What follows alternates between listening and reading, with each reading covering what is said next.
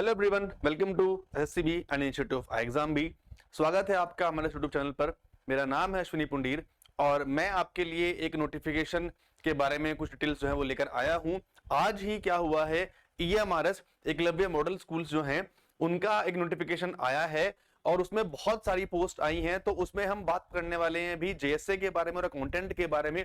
हालांकि उसमें पीजीटी की, टीचिंग की, टीजीटी की, पीजीटी की, लैब अटेंडेंट की बहुत सारी पोस्ट हैं। तो थोड़ा बहुत हम उन पोस्ट के बारे में बात करेंगे। ज्यादा फोकस जो है हमारा आपका जो JSA की पोस्ट है उसके बारे में रहेगा कि क्या उसका सिलेबस रहने वाला है, जो आपको वो फॉर्म फिल करोगे आपको उसमें क्या क्या उसमें तैयारी करनी है, किस तरह से आपको पढ़ना है और आपकी आगे की स्ट्रेटेजी क्या होनी चाहिए उस एग्जाम को क्लियर करने के लिए। तो इस वीडियो को एंड तक जरूर देखिए, ये वीडियो आपके लिए काफी हेल्पफुल रहेगा। बात करेंगे यहाँ पर एकलव्य मॉडल स्कूल्स की, ठीक है।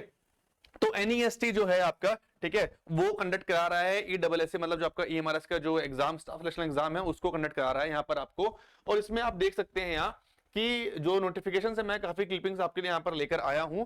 तो प्रिंसिपल की पोस्ट है 303 प्रिंसिपल की पोस्ट है, पीजीटी की 2266 पोस्ट है, अकाउंटेंट की 361 पोस्ट है और JSA जूनियर सेक्रेटरीट असिस्टेंट की 759 पोस्ट हैं। तो आप अगर किसी भी गवर्नमेंट एग्जाम की तैयारी कर रहे हैं तो उसमें तो आपको ये फॉर्म जरूर फिल करना चाहिए, क्योंकि जो आपका सिलेबस है यहां पर वो लगभग सेम रहेगा। थोड़ा बहुत चेंज होगा, बहुत माइन्यूट सा चेंज होगा, उसको आप कवर कर सकते हैं। तो आप अगर SSC की या फिर आप बैंक की या फिर आप किसी भी स्टेट एग्जाम की अगर आप प्रिपरेशन कर रहे हैं तो आप इस फॉर्म को जरूर फिल कीजिए, क्योंकि ये आपके लिए वीडियो बहुत हेल्पफुल रहेगी। और ये आपका जो एग्जाम है ये भी आपके लिए क्या पता आपका इसमें सिलेक्शन हो सकता है, ठीक है।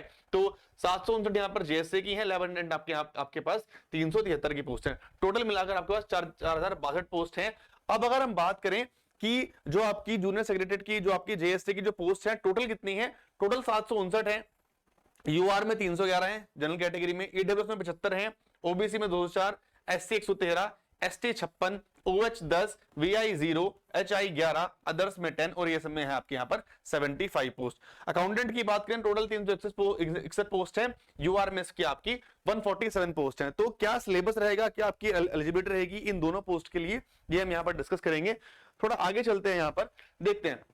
तो ये देखिए यहाँ जो आपके यहाँ पर पे मैट्रिक्स है वो किस तरह का आपका जो पे मैट्रिक्स वो रहने वाला है, पहले उसको एक बार देख लीजिए। अकाउंटेंट के लिए आपका पे मैट्रिक्स जो वो लेवल 6 रहेगा, 35,000 इसमें यहाँ पर आपकी बेसिक रहेगी। और JSA के लिए आपके यहाँ पर लेवल 2 रहेगा, 19,900, लगभग 20,000 आपकी यहाँ पर बेसिक पे रहने वाली है। इसी के अकॉर्डिंग अपनी जो सैलरी को आप यहाँ पर देख सकते हैं, काफी बहुत बेकार सैलरी नहीं है, अकाउंटेंट की बहुत अच्छी सैलरी है और JSA की भी यहाँ पर आपके पास काफी अच्छी सैलरी आपको ये मिलेगी इसमें, ठीक है। ये बात रही यहाँ पर सैलरी की।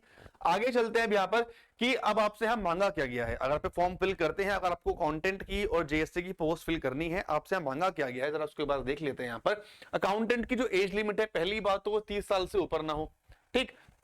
उसके बाद वो तो जो आपको एज रिलैक्सेशन मिलता है वो यहाँ पर आपको दिया ही गया है। और जो EMRS के एम्प्लॉयज हैं उनको यहाँ पर 55 ईयर्स तक का जो है वो एज रिलैक्सेशन जो है दिया गया है। बात करते हैं JSA की, इसकी भी एज आपकी 30 से ऊपर नहीं होनी चाहिए, यहाँ पर भी इसके लिए सेम है और यहाँ पर भी आपके लिए सेम है। तो ठीक है, तो एज लिमिट का जो क्राइटेरिया है वो दोनों के लिए सेम है, ठीक। आगे चलते हैं, बात करते हैं इनकी क्वालिफिकेशंस की। तो अकाउंटेंट के लिए सिर्फ आपसे डिग्री मांगी गई है कॉमर्स में। अगर आपने BCom किया है किसी भी यूनिवर्सिटी से, अगर आपके पास कॉमर्स में डिग्री है तो आप ये फॉर्म को फिल कर दीजिए बिना कुछ सोचे समझे, ये फॉर्म आपके लिए ही बना है। बात करते हैं JSA की, तो JSA में आपसे मांगा गया सीनियर सेकेंडरी, ठीक है, 12वीं मांगी गई है आपसे सर्टिफिकेट एक बोर्ड से। और आपकी स्पीड जो है वो 35 वर्ड्स की होनी चाहिए इंग्लिश में और 30 वर्ड्स की होनी चाहिए आपकी हिंदी में। तो ग्रेजुएट अगर आप नहीं भी हैं, बहुत अच्छी बात है। अगर ग्रेजुएट नहीं भी है, मतलब अच्छी बात तो खैर नहीं है, आपको होना चाहिए ग्रेजुएट, ठीक है। बट इस एग्जाम के लिए आपसे अगर आपसे सिर्फ 12वीं मांगी गई है, तो अगर आप 12वीं आपने की है तो इस फॉर्म को आप जरूर भरिए और 30 साल तक इसमें आपके लिए एज लिमिट है, ठीक। बात हो गई यहाँ पर एज लिमिट की। अब करते हैं यार पेपर पैटर्न में। पेपर आपके पैटर्न जो है, पेपर पैटर्न आपका कैसा रहने वाला है उसके बारे में यहाँ पर देख लेते हैं। तो पार्ट 1 है आपका, वो है आपका रीजनिंग एबिलिटी, ठीक। तो ऑब्जेक्टिव टाइम आपका एग्जाम आपका होने वाला है 130 नंबर का आपका ये एग्जाम होगा, ठीक है। कितने मार्क्स का? 130 मार्क्स का होगा। Part 1, part 2, part 3, part 4, part 5, 5 parts में आपको यहाँ पर इसको आपको डिवाइड किया गया, ठीक है। 5 पार्ट में आपका एग्जाम यहाँ पर डिवाइड कर दिया गया है। एक पार्ट में रीजनिंग है, एक पार्ट में क्वांट्स है, एक पार्ट में GA है, 4th पार्ट में आपका जनरल इंग्लिश है और जनरल हिंदी है, ठीक है, दोनों है। एक है आपका basic knowledge of computer operations. बात करते हैं नंबर्स की, 20, क्वेश्चंस आएंगे 20 नंबर के, 20 क्वेश्चन 20 नंबर के। जीए क्वांट, जीए इंग्लिश में, मतलब जीए में, लैंग्वेज में और कंप्यूटर आपकी 30 नंबर की है। 30 30 30 30 30 30, ठीक। तो यहां पर देखिए रीजनिंग और क्वांट्स को बाकी रेस्पेक्टिव जो आपके सब्जेक्ट्स हैं उनसे थोड़ा सा कम महत्व यहां पर आपको दिया गया है। तो अगर आपके अगर इंग्लिश और जीके और कंप्यूटर स्ट्रांग है तो भी आपके लिए यहां पर बहुत फायदा रहने वाला है। ड्यूरेशन ऑफ द टेस्ट क्या रहेगा, 2.5 घंटे का आपका पेपर रहेगा, ठीक है, और without any time limit for each part, ठीक है, और किसी पार्ट के लिए इंडिविजुअली कोई टाइम लिमिट नहीं दिया जाएगा, ठीक है। तो 5 आपके पास पार्ट हो गए, 2.5 घंटे का आपको यहां पर टाइम मिल गया। 20-20 में आपकी क्वांट्स और रीजनिंग आएगी, 30 में आपकी जीए इंग्लिश हिंदी और आपका कंप्यूटर आएगा, ठीक है। ये हो गया आपका यहां पर इसका। इसके बाद स्टेज 2 जो है उसमें आपका टाइप राइटिंग टेस्ट है, ठीक है, जो आपको कंप्यूटर पर दिया जाएगा। 50 मार्क्स पासिंग मार्क्स है, 50 मार्क्स का होगा, 20 नंबर आपके क्या होने चाहिए, यहां पर आपके पासिंग मार्क्स होने चाहिए। This part shall be qualifying, और ये पार्ट आपका जो क्वालिफाइंग है, ठीक है, टाइपिंग जो है आपकी वो क्वालिफाइंग मांगी गई है आपसे, okay. Candidates based on the merit shall be called for stage 2 type writing in the ratio of 1:2, ठीक है। तो जो आपके मेरिट में आ जाएंगे उन्हीं को आपको यहाँ पर स्टेज 2 के लिए बुलाया जाएगा। तो ये है आपका पूरा का पूरा पैटर्न के किस तरह आपका एग्जाम जो है वो होने वाला है। अब अगर बात करें कि आपका मोड कैसे होगा, आपका ओएमआर पर आपका पेपर होने वाला है, ठीक है। तो ऑनलाइन पेपर नहीं है, ओएमआर पर आपका पेपर है और ऑब्जेक्टिव बेस्ड आपका पेपर है, ठीक। चलिए, चॉइस ऑफ मीडियम आपको हिंदी इंग्लिश दोनों यहां पर दिया जाएगा, ठीक है, आपको हिंदी इंग्लिश आपको दोनों पर दिया जाएगा। हालांकि पीजीटी के लिए थर्ड लैंग्वेज दी गई है तो उसको यहां पर हमारा कंसर्न नहीं है, क्योंकि हम यहां पर जेएसए और अकाउंटेंट की बात करें, ठीक है। तो हिंदी और इंग्लिश दोनों लैंग्वेज में आप क्या कर सकते हैं, इस फॉर्म को, इस आंसर को आप, इस एग्जाम को आप दे सकते हैं। अब बात करते हैं सिलेबस की। जब इस जो आपका नोटिफिकेशन आया है उसका लिंक भी नीचे डिस्क्रिप्शन बॉक्स में है, आप जाके उसको देख लीजिए। उस लिंक में, उस नोटिफिकेशन में आपका जो सिलेबस है वो मेंशन नहीं है, ठीक। उसके लिए आपको इस वेबसाइट पर जाना पड़ेगा, तो वहां आपको डायरेक्टली जाने की जरूरत नहीं है, आप उतनी मेहनत मत करो। मैं इस वेबसाइट पर चला गया था, मैं वहां गया, मैंने आपका वहां से सिलेबस निकाला, क्योंकि उस वेबसाइट पर आपको ना जिस पोस्ट के लिए आपको अप्लाई करना है पर्टिकुलरली वहां पर एक जो है वो एक टेबल जो है वहां पर, एक टैब जो है वहां पर वो चल रहा है। तो अगर आपको प्रिंसिपल के लिए अप्लाई करना है उसका सिलेबस अलग है, पीजीटी का सिलेबस अलग है, अकाउंटेंट का सिलेबस अलग है, जेएसए का सिलेबस अलग है, तो वहां से आपको मिल जाएगा। मैंने वो डाउनलोड करके मैं आपके लिए यहां पर ले आया हूं और वो अभी आपका डिस्क्रिप्शन बॉक्स में मैंने अटैच करा दिया है। सिलेबस भी आपका नीचे अटैच्ड है और फुल नोटिफिकेशन भी आपके यहाँ पर अटैच्ड है। तो सिलेबस है आपका, ये देखिए, अकाउंटेंट के लिए रीजनिंग में क्या आएगा, puzzle and seating arrangement, data sufficiency, statement based question, inequality, blood relation, sequence series, direction test, reasoning, Venn diagram. तो पेपर बहुत अच्छा है आपका अकाउंटेंट अकाउंट्स का। बैंक का पैटर्न मुझे यहां से देखने में लग रहा है, ठीक है, ये जो है आपका बैंकिंग का पैटर्न है जो मुझे यहां से देखने में लग रहा है। बात करते हैं क्वांट्स की, रेशियो है, टाइम वर्क है, प्रॉफिट लॉस है, प्रॉब्लम एरियाज है, नंबर सिस्टम है, डेसिमल है, टाइम डिस्टेंस है, HCF LCM, percentage, simplification, average, SI CI, mixture alligation, data interpretation, ये भी यहां पर बैंक का पैटर्न है, ठीक है, ये भी यहां पर बैंक का पैटर्न है। एटसेट्रा इन्होंने यहां पर गिवन है, बट एटसेट्रा में अगर उनको कहीं पर उनको अगर एडवांस देनी होती तो एडवांस का एटलीस्ट एक टॉपिक तो यहां पर आता। आई थिंक अलजेब्रा तो मुझे यहां पर कहीं नहीं दिखा है, हाँ कहीं पर नहीं है यहां पर, ठीक है। तो ये भी आपका बैंकिंग का पैटर्न आ गया, ठीक।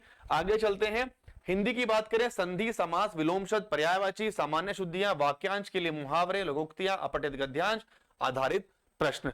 वही सिलेबस है जो हिंदी का हर जगह आपको किसी भी एग्जाम में देखने के लिए मिलता है। जनरल इंग्लिश की बात करें, वर्ब है, टेंसेस है, वॉइस है, सब्जेक्ट वर्ब एग्रीमेंट है, आर्टिकल्स है, कॉम्प्रिहेंशन है, फिल इन द ब्लैंक्स है, vocabulary, passage, arrangement, synonym, grammar, idiom phrase, ठीक है। आते हैं कंप्यूटर पर, basic knowledge of computer, general awareness, current affairs, और उसके बाद आपका जो सब्जेक्ट है अकाउंट्स वो भी है यहाँ पर, ठीक है, जैसे आपका accountancy, annual accounts, taxation, budgeting, auditing and financial management. तो ये था आपका पूरा अकाउंट्स का सिलेबस ही, क्या क्या आपको पढ़ना है एग्जाम देने के लिए। आगे चले, यहां पर देखिए आप, ये है आपका जेएसए का सिलेबस, ठीक है, सेम सिलेबस है, कोई चीज नहीं है, बिल्कुल एग्जैक्ट सेम सिलेबस है, कुछ भी चीज नहीं है यहाँ पर, सिर्फ एक पार्ट हट गया है वहां से। अकाउंटिंग का पार्ट जो देखो, बस यहाँ पर देखो, रीजनिंग सेम है, सब कुछ वही है, क्वांट सेम है, जीए वाली लाइन जो है वो भी बिल्कुल सेम है, ठीक।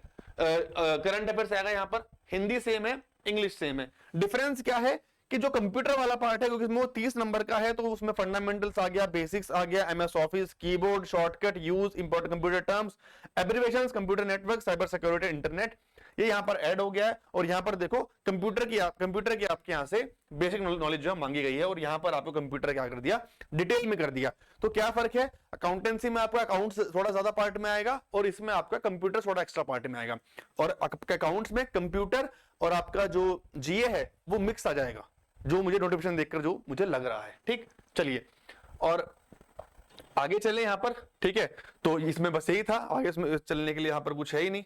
ठीक है, इसमें यही था। तो ये था पूरा का पूरा सिलेबस।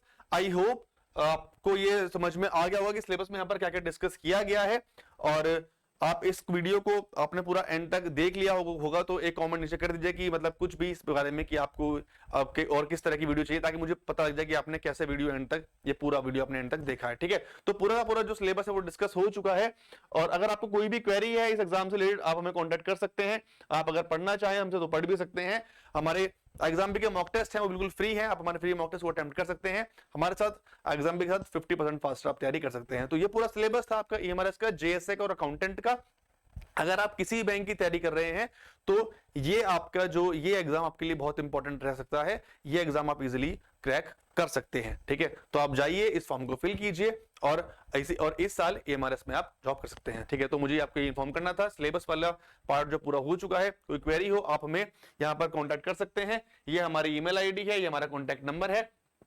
ओके, तो मिलते हैं फिर नेक्स्ट वीडियो में। आपकी कोई भी क्वेरी हो इस वीडियो से रिलेटेड, कोई भी क्वेरी हो आपकी एमआरएस से कनेक्टेड, जो भी आपकी कोई क्वेरी हो आप मुझे कमेंट बॉक्स में लिख दीजिए, मैं ट्राई करूंगा आपकी क्वेरी को सॉल्व करने के लिए। तो मिलते हैं फिर नेक्स्ट वीडियो में, तब तक के लिए thank you and have a good day.